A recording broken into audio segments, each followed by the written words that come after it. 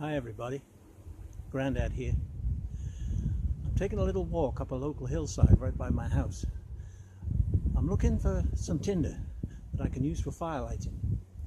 I don't know what I'll find, but as we proceed up I may see some bits and pieces along the way that I can pick up. I've got some bags to put it in, so I'll be collecting it up if I think it's any good for tinder. Now it's not far from my house, which is just over there. You can see it over there.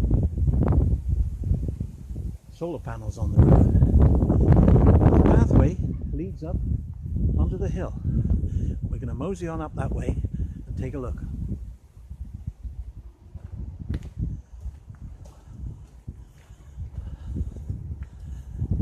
Now it's a bit narrow and a bit dark, so I'm hoping there's enough light and it's not too windy for me to make a little video. Now it's a Sunday morning and there's quite a lot of people about, surprisingly. I've already seen a few. This path is quite well trodden, but it's quite interesting.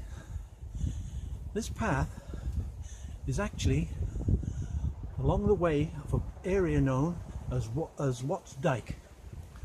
Now Wat was an old ancient English chieftain, and he built this dike to protect his property, and it stretches for 2 or 3 miles, I would think, and it joins onto another dike which is more famous, called Offa's Dyke. Now Offa's Dyke goes for hundreds of miles, and that was built by King Offa, again to protect his territory and to keep people out. It only consists of a large earth bank, which is it may have had a palisade on top of it at one time, but it doesn't have that anymore. But it makes some interesting history attached to this area. And when we get further up on the hill, I'll show you another interesting Iron Age feature, which is quite an interesting place to look at as well. Now the path widens out a bit here and the light's a bit better, but it goes down and up again in a minute, so I'll break off and I'll come back to you when I'm a little higher up the hill, where I might find some grass or some tinder or pine needles or something that I can use for tinder.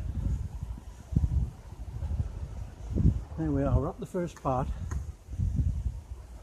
so I'll catch you in a minute. Right, I'm back again. I found a bench to sit on and have a rest before I got back home. I didn't have a great deal of luck. I managed to find a few leaves that I hope will be useful, and of course the grass, which I got before, that'll come in handy. There isn't any pine needles, which is a bit disappointing. I was hoping I would find a pine tree, but I didn't manage to find one. I'll have to go somewhere else to gather those. Still, never mind. I'll wander up back to the house now, and then hopefully you'll see me using some of this tinder to make fire. I'll catch you in a bit.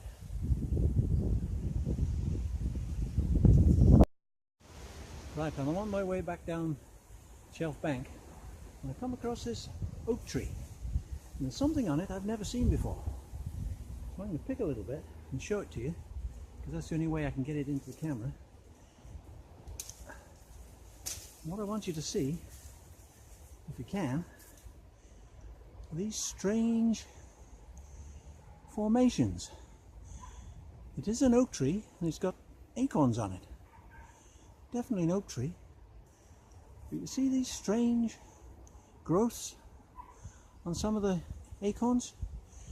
Now I've never seen that before and I don't know what it is. If any of you recognize it, just put a comment in the and let me know what you think it might be. Is it a parasite? Is it some sort of fungus? I mean, they almost look like flowers, but they're not flowers. It's certainly very strange and I've never seen it before. So if you know, let me know what it is.